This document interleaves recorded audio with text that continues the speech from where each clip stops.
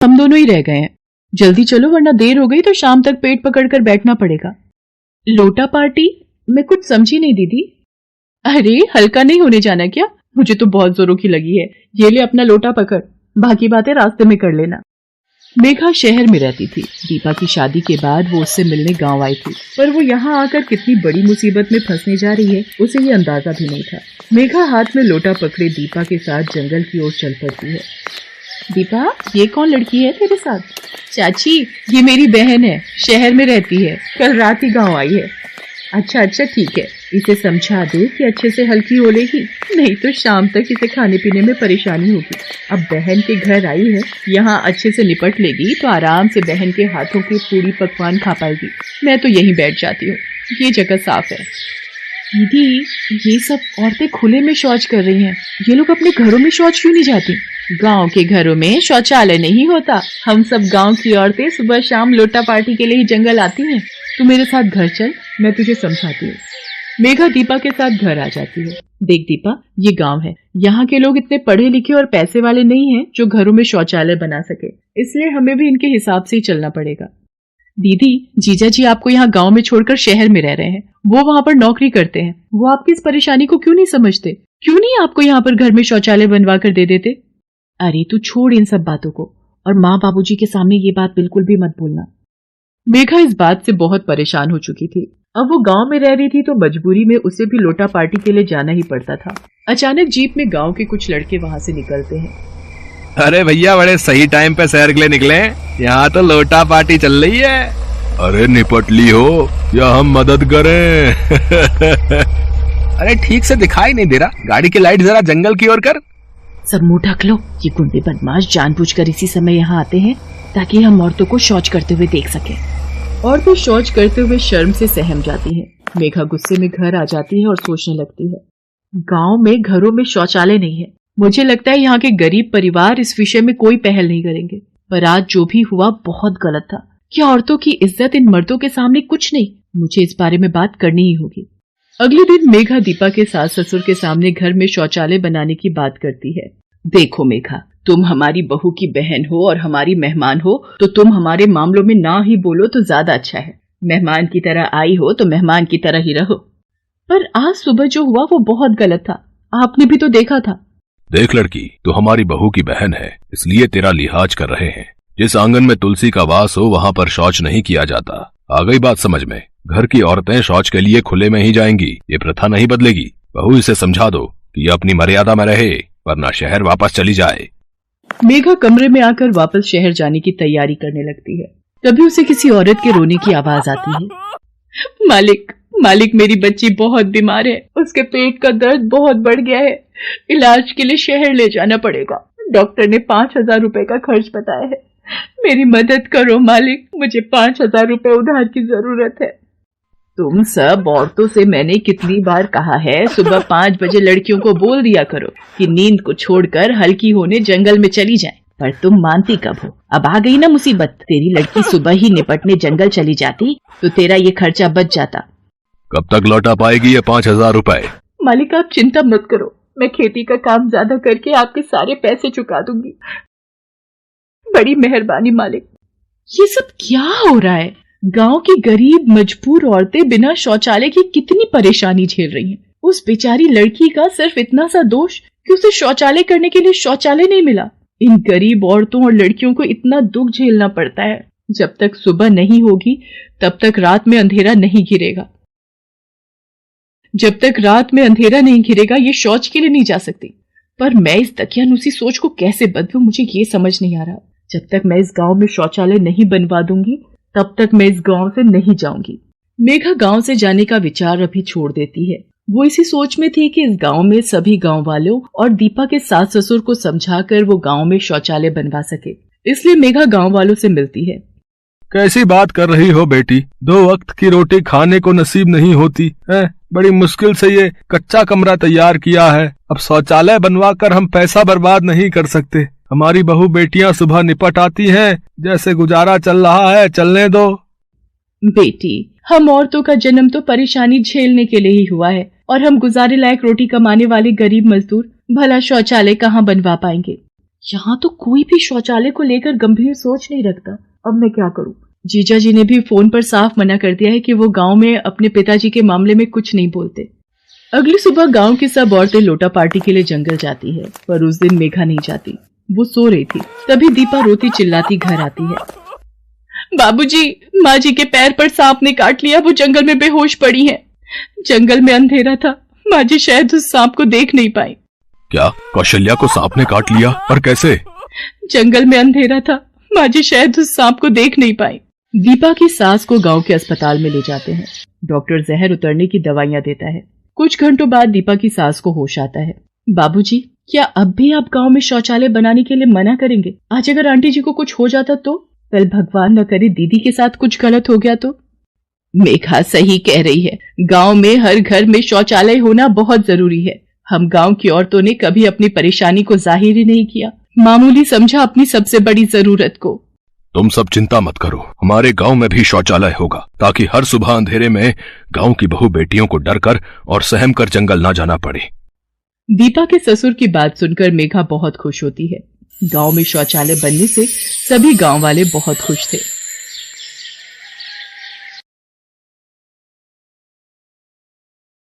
आधी रात का वक्त था। दीना जो एक फैक्ट्री में काम करता था, वो रात की ड्यूटी करके गाते हुए अपनी साइकिल से अपने घर वापस जा रहा था। लगावेलु जब लिपस्टिक लेला आरा डिस्ट्रिक्ट जिला टाप लागेलू कमरिया आसाए कमरिया उई हुई टाप लागेलू टाप ही टाप लागेलू उई हुई हुई। दीना साइकिल चलाते और गुनगुनाते हुए रास्ते में आने वाले एक शौचालय के बाहर से गुजर रहा था। शौचालय देखकर उसने अपनी साइकिल रोकी। थोड़ा सा हल्का हो जाता हूँ क्योंकि जोर से सूसू आ रही है। वो शौचालय के अंदर चला गया। शौचालय के अंदर भी वो अपना गाना गा ही रहा था। जिला टाप लागेलू कमरिया टाप लागेलू कमरिया हुई हुई हुई हुई। तभी उसे शौचालय की दीवार पर 3-4 छिपकलियां दिखी। उन छिपकलियों का आकार सामान्य छिपकलियों से ज्यादा बड़ा था। ओ तेरी, ये कैसी छिपकलियां हैं? मैंने आज तक तो ऐसी छिपकली नहीं देखी। दीना ये सोच ही रहा था कि तभी शौचालय के अंदर से उसे एक औरत की हंसी की आवाज आने लगी।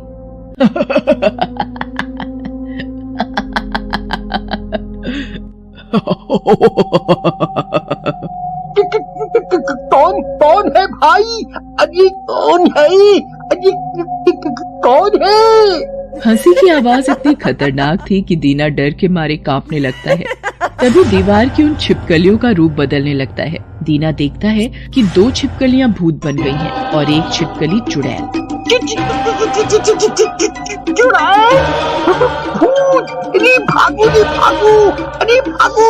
बचाओ, बचाओ, बचाओ! वो शौचालय का दरवाजा खोलकर बाहर भागने की कोशिश करता है। तभी चुड़ैल और भूत उसे पीछे से पकड़ लेते हैं और उसकी ओर देखकर जोर से फूंक मारते हैं। आग की ज्वाला उनके मुंह से निकलती है। दीना बचाओ बचाओ चिल्लाने की कोशिश करता है, लेकिन ये क्या, वो चिल्ला ही नहीं पाता। मैं चिल्ला क्यों नहीं पा रहा? मैं चिल्ला क्यों नहीं पा रहा? उसके बाद वे चुड़ैल और भूत उसकी बाईं आंख की ओर देखकर फूंक मारते हैं। उसकी एक आंख की रोशनी भी चली जाती है। उसके बाद वे तीनों वहाँ से गायब हो जाते हैं।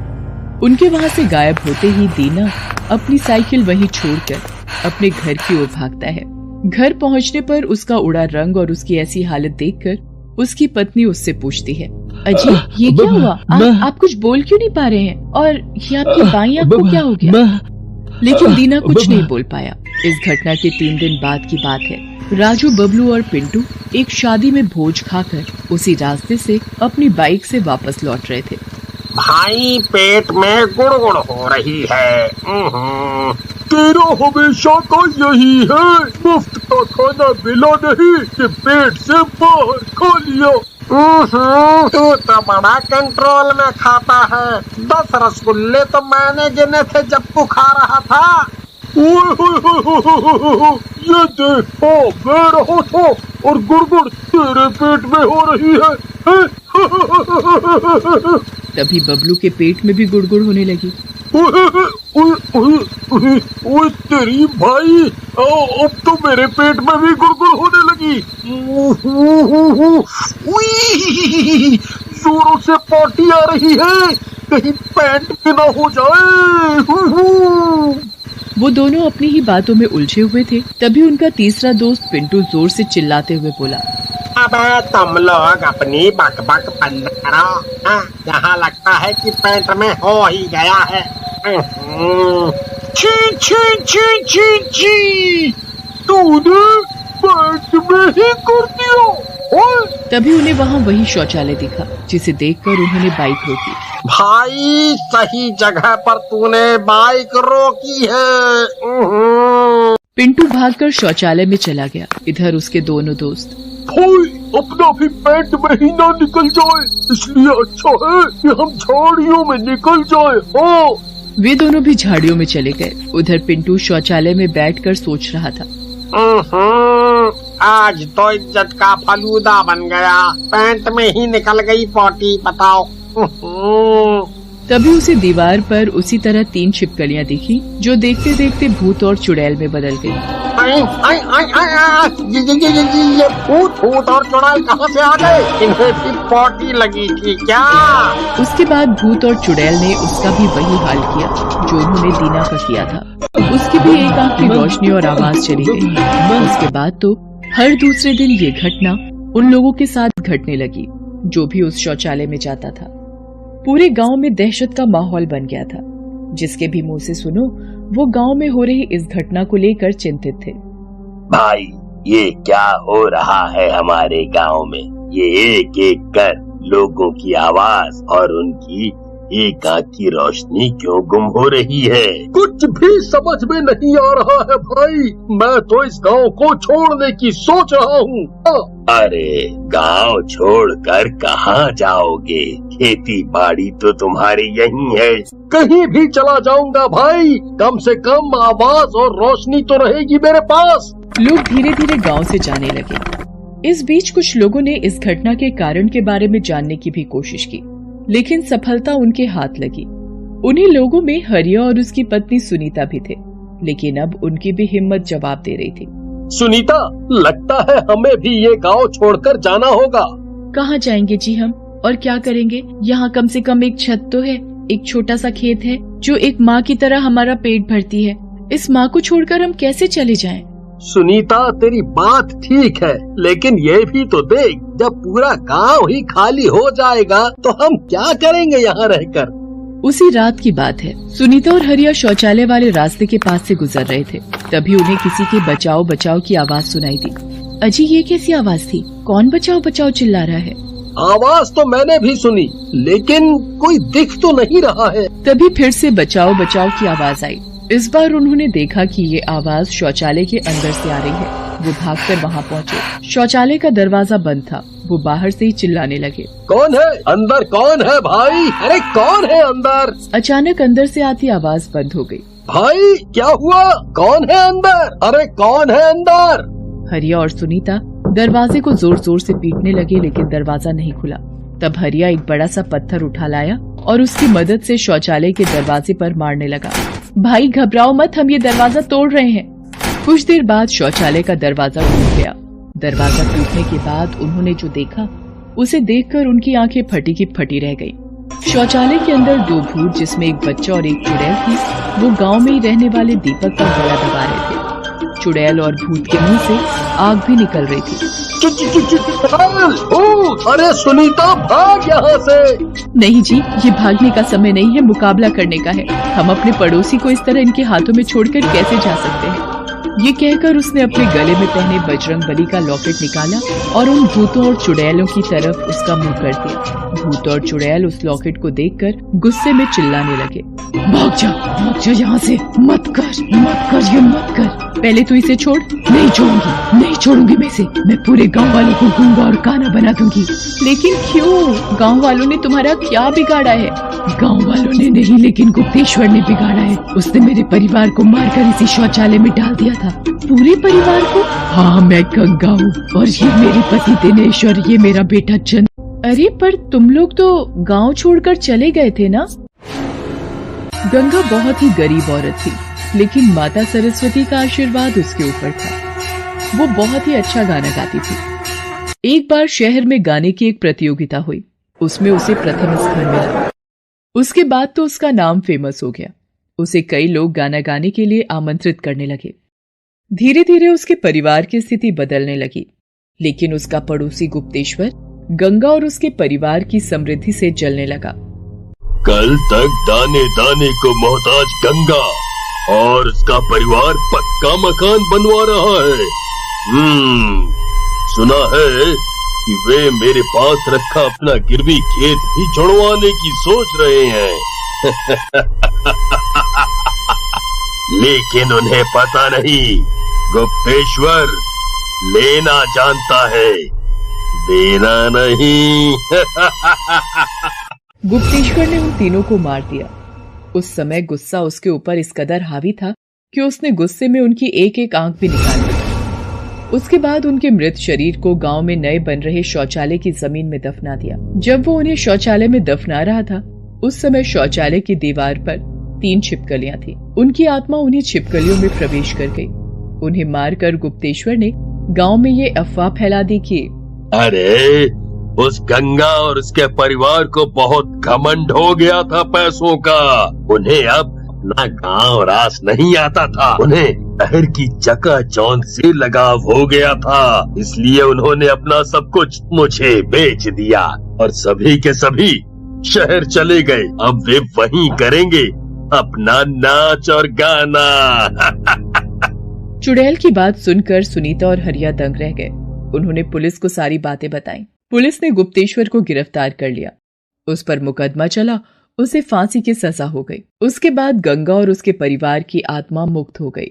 हेलो दोस्तों, कैसे हैं आप सब? हमारी कहानियां देखने के लिए हमारे चैनल को सब्सक्राइब कीजिए और हाँ, बेल आइकॉन पर क्लिक करना मत भूलिएगा।